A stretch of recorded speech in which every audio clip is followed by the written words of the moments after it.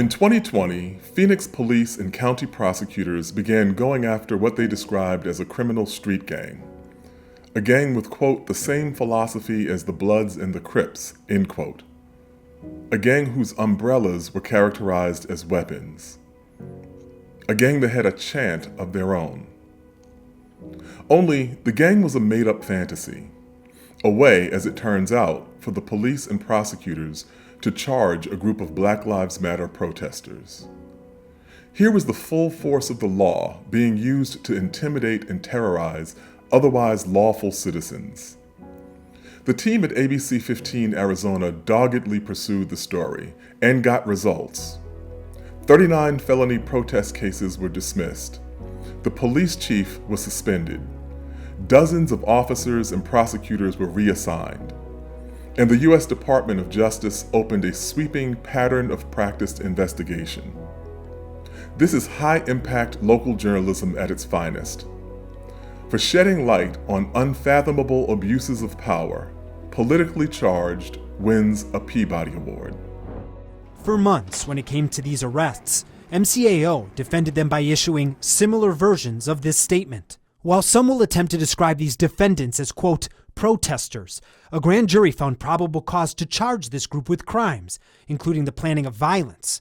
We will not allow violence to take over our streets. But as you'll see in depth later in this special report, the city and MCAO would eventually admit everything about their case was false. There was no gang or violence or plans of violence. So why say all that? Why bring these charges? I think they're doing it because they want to silence us. And obviously when you're facing 4 felonies, it can silence you and shut you up pretty quick. And don't forget the larger context here. This protest, these arrests, came after a very long summer for Phoenix police. And based on what an officer told Amy in custody, she believes that is exactly the goal. Pulled me aside in a room and said, I heard you talking about your job and it's important to you and you really, seem to like your career. Just so you know, if you keep doing this kind of stuff, you're not going to have a career anymore. And I was like, is that a threat? And he said, no, I'm just letting you know. Hi everyone, I'm Dave Biscobing, Chief Investigative Reporter for ABC 15 Arizona. We're incredibly grateful, especially for the recognition that our reporting was a story that truly matters. We believe so, and it's why we worked so hard for so long. And we're not shy about saying that we believe it's one of the most disturbing abuses of power in modern American policing. Now, police and prosecutors created a fictional gang, falsely charged protesters as members, and then built a case with lies so patently ridiculous, it's hard to believe anyone could believe them. But a lot of people did, or they just didn't care.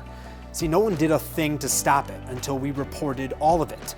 It took public embarrassment for our justice system to act just a little bit just. Now, I would like to end by saying our story is really one of many. It was built on the stories of brave people who spoke out against a deeply corrupt system that wanted to silence and imprison them for decades. So again, thank you for this recognition, because by highlighting our story, you put a spotlight on the stories of so many others, and they're all stories that matter. Thank you.